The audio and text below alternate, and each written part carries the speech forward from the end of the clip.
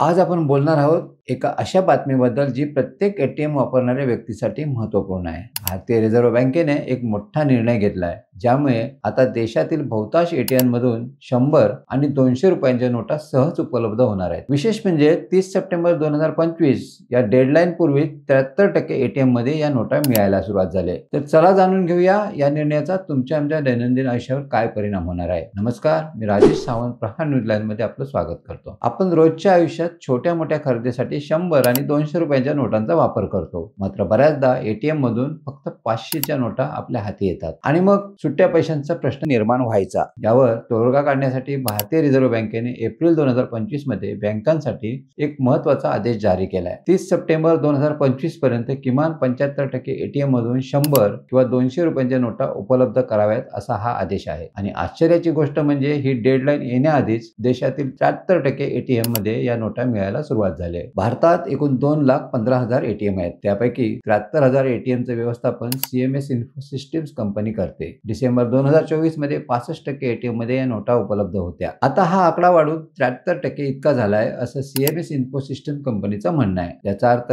गावखेड्यांपासून ते शहरांपर्यंत आता छोट्या मूल्याच्या नोटा मिळणं सोपं झालंय. सीएमएस इन्फो सिस्टमचे अध्यक्ष अनुष राघवन यांनी भारतात 60% खरेदी विक्री अजूनही रोखीनेच होते. त्यामुळे 100 आणि 200 रुपयांच्या नोटांची उपलब्धता वाढल्याने रोजच्या व्यवहारांना मोठा आधार मिळालाय असं म्हटलंय. आरबीआयच्या या आदेशाचं पुढचं पाऊल आहे 31 मार्च 2026 पर्यंत 90% एटीएम मधून 100 आणि 200 रुपयांच्या नोटा उपलब्ध करणं. आरबीआयचा हा निर्णय सर्वसामान्य नागरिकांच्या सोयीसाठी आहे, ज्यामुळे सुट्ट्या पैशांची चणचण आणि त्रास कमी करणार आहे. पण थांबा, एक महत्त्वाची गोष्ट आहे. आरबीआयनं 1 मे 2025 पासून एटीएम इंटरचेंज फी मध्ये वाढ केली. याचा अर्थ एटीएम मधून पैसे काढणं काही प्रमाणात महागलंय. विशेषतः जे लोक दरमहा मोफत ट्रान्झॅक्शनची मर्यादा ओलांडतात त्यांना त्याचा फटका बसणार आहे. उदाहरण सांगायचं तर जर तुम्ही एचडीएफसी बँकेचे ग्राहक आहात आणि तुम्ही एसबीआयच्या एटीएम मधून पैसे काढले तर मोफत मर्यादेनंतर तुम्हाला जास्तीची फी द्यावी लागू शकते. त्यामुळे आता पैसे काढताना थोडी काळजी घ्यावी लागेल. आरबीआयच्या आदेशानंतर बँकांनी केलेले बदल